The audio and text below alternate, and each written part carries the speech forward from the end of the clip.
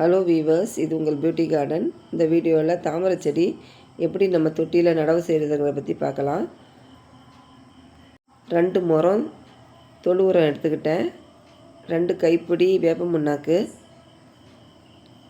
ஒரு 2 கைப்பிடி சாம்பல்,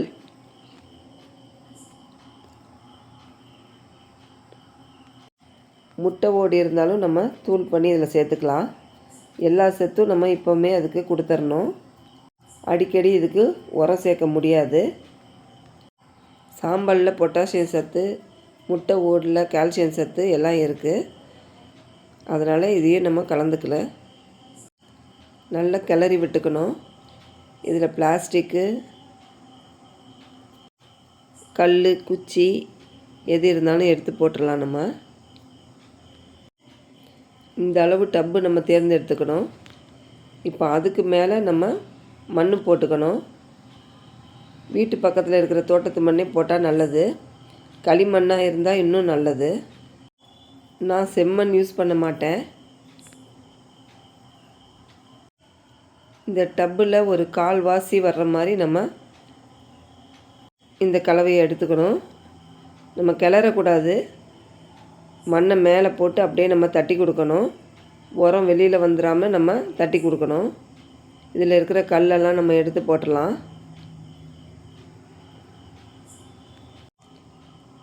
வீட்டு பக்கத்தில் இருக்கிற மண்ணே இதுக்கு போதுமானது. அதில் கல், குச்சி இல்லாமல் மட்டும் நம்ம பார்த்துக்கணும். பிளாஸ்டிக் இல்லாமல் பார்த்துக்கணும்.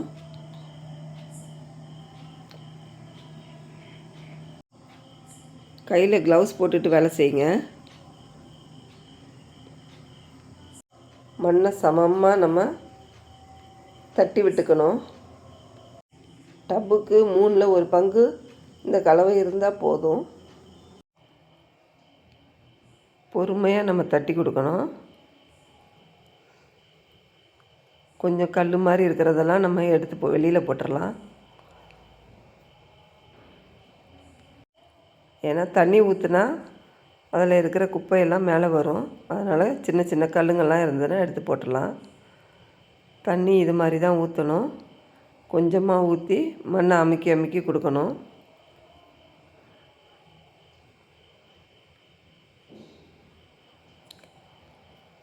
உரம் வெளியில் வராதபடி நம்ம பார்த்துக்கணும்.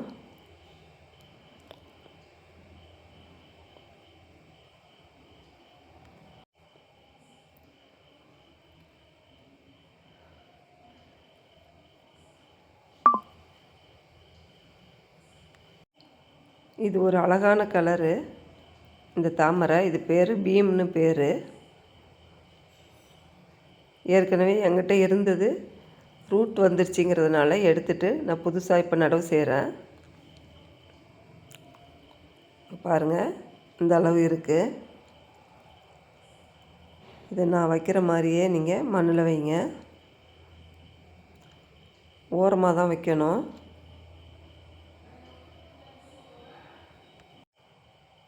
அந்த கருப்பாக இருக்கிற வேர் பகுதியை லைட்டாக மண்ணில் அமுக்கி விடணும். ஒரு சின்னதாக அப்படியே பள்ளம் மாதிரி நம்ம எடுத்துக்கணும். பொறுமையாக நடவு செய்யுங்க. அந்த ரூட் உடஞ்சிடக்கூடாது.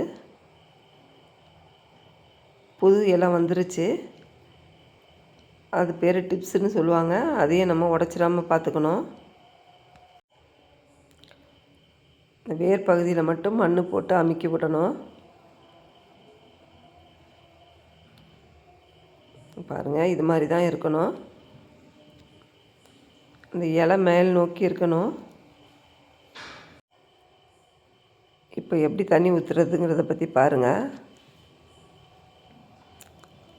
பொறுமையாக நம்ம கையில் வச்சு அமுக்கிக்கிட்டு கைக்கு மேலே தான் தண்ணி ஊற்றணும்.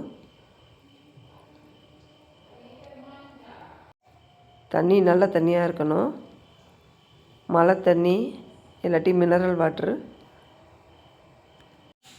இல்லை ஆரோ இருந்ததுன்னா அந்த தண்ணியை நம்ம யூஸ் பண்ணிக்கலாம். கண்டிப்பாக போர் வாட்டர் யூஸ் பண்ணக்கூடாது. மழை தண்ணி இருந்தால் அதை சேமித்து வச்சுக்கிட்டு நம்ம நடவு செய்யலாம். ஒரு தடவை நம்ம தண்ணி ஊற்றி ஃபில் பண்ணிட்டோன்னா அப்புறம் அதிகமாக தண்ணி தேவைப்படாது. தேவைப்படும் போது ஒரு மக்கு ஊற்றினா போதும். இப்போ பாருங்கள், இந்த அளவு தான் நம்ம தண்ணி ஊற்றணும். அந்த இலை தெரியுது பாருங்கள், அந்த இலையை தொடுற அளவு தான் நம்ம தண்ணி ஊற்றணும். பொறுமையாக மண்ணை அமுக்கிக்கிட்டு தண்ணி ஊற்றுங்க. நம்ம ஃபோர்ஸாக ஊற்றுனா உள்ளே இருக்கிற மண் எருலாம் வெளியில் வந்துடும், தண்ணி கலங்கலாயிடும்.